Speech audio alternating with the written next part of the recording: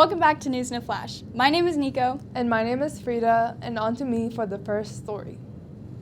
Hey middle schoolers, you want to dance? For the first time this year, there will be a middle school dance from 5:30 to 7:30 on April 23rd at the Burris Gym with snacks provided. The sixth graders were able to assemble this occasion with Mr. Bailey's help, so tell your friends and we hope to see you there. And welcome back to the weather, but that's not my job. That's Jasper's job. So let's cut to Jasper.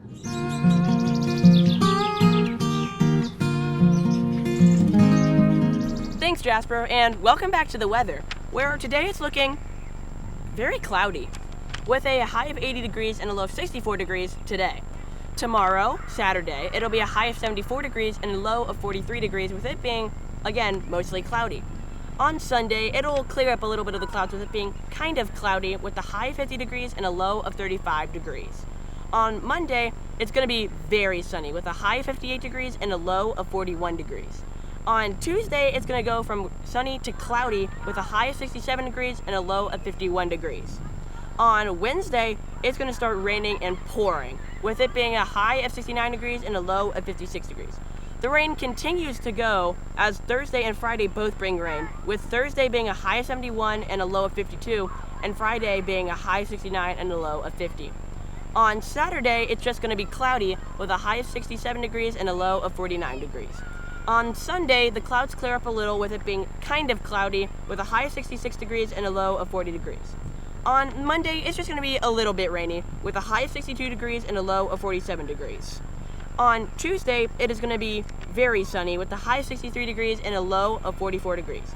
On Wednesday, it'll be a high of 67 degrees and a low of 46 degrees, with it being mostly cloudy. And finally, Thursday, it's going to be very sunny with a high of 63 degrees and a low of 42 degrees. And that's all. I'll see you guys later. On April 24th and 25th, our owls that participate in advanced band and orchestra are going to ISMA Large Group Contest at Newcastle High School. Family and friends are welcome, but make sure to be on time because you will not be allowed entrance once the group begins. For more information, talk to Mrs. Lloyd Davis and or Mr. Jackson. Break a leg, owls. Hey Owls, over this year, our 8th graders have been working hard to finish and put a cap on our 8th grade and middle school final projects. These projects are a personal deep dive into things we are interested in. This class, called Capstone, is a wrap-up for our whole middle school career. Our students have written 3-page essays, made a product, and written presentations. This work has been guided by the teachers of this class, Mrs. Wellman and Corby. On April 30th, all 8th graders will be presenting to a class of 6th, 7th, and other presenting 8th graders. For 10 minutes, they will be recapping all of their research and finishing out the year strong. Make sure to help your owls with their presentations and be supportive when they present. Good luck to all presenters, and go Owls!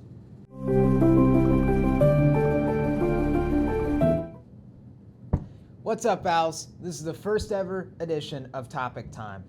How this works is Jasper behind the camera will give us a topic and then we'll talk about it for 5-ish minutes. This week's topic is Studying for a test. studying for a test. Studying for a test, that's a great one. I have a couple what I think are pretty good ways to study for a test. My opinion is the easiest way to always study, look back in your notes. A lot of teachers will have notes that you're supposed to take down during class. You can go through those, you can make flashcards, and if you don't have the time or resources to make flashcards, there's an online site called Quizlet, which is my personal favorite. It's a free account. You just sign in, and they have endless flashcard quizzes and practices and mini practice tests that you can use. And it's just an overall great thing. You got any others? Yeah. Sometimes like a teacher will do like a Kahoot or a Quizlet or something like that, and then like if they do one specifically, just do that right before, because usually the answers on the test are in there. So just do that, because it doesn't make sense if you have like free answers not to take them, because that's like free points. He brings up a good point. At least a lot of my teachers will do like quizzes or Kahoots about stuff that's going to be over the test. And some of them will say like, hey, some of these questions are going to be similar to what's on the test. You can always look at those questions and create your own questions. This works especially good for math because you'll get like the mixed review like the week of your test. You can take that mixed review and whatever problems you get wrong, you can create your own problems, switch around the numbers, and then just use those to practice. And overall, that works best for math. You can do it for other classes too, but I prefer that one for math over any others. Yeah, I would say use flashcards, but I'm a sophomore, and for most of my classes, that doesn't work anymore because that's like for very simple things. But sometimes it can work, especially with like history or social studies, where you need to remember specific events. Then sometimes it can work, but usually I would just go back for like the last week. If it's on the last week and it's not like a cumulative test, then like just look at the past week of notes.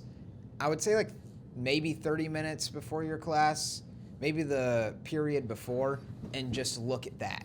Because if you're taking notes and paying attention in class, like the answers should be in the notes, or look at past assignments. That really helps a lot too. Yeah, another two things on that. The one thing flashcards are helpful for, and I've used in my short high school career, is language. Flashcards are a lifesaver in Spanish, especially when you're trying to memorize greetings or like phrases that are going to be on tests. Flashcards are an absolute lifesaver. And another thing that Corsun said about looking over your notes, it doesn't have to be 30 minutes before your class. And preferably, if you go home and look over your notes for 30 minutes every night, just go home if you have downtime. Maybe you're doing something that doesn't require a lot of, like, maybe you're just playing video games or something, and you take a quick break from the games and you go over your notes and you write stuff down, and then you play your game for a little bit longer and you see if you remembered what you wrote down. Just easy things like that. But most of all, what's most important is that you find what works for you. These are ways that work for us, but not everyone is the same. People use all sorts of different strategies, and it's important that you use the one that works best for you. But this has been the first ever edition of Topic Time. Thank you. Go Owls. Okay, it's starting now.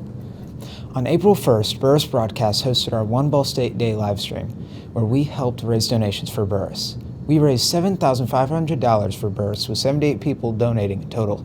We had lots of projects to show off, like Cooking with Car, a Topic Bowl segment, jazz band, and a wonderful segment where we read to elementary students. We are so thankful for everyone who donated and tuned in. Thank you, Owls, for all the help with the live stream. Thank you for watching this week's episode of News in a Flash. We hope you enjoyed it. Go Owls!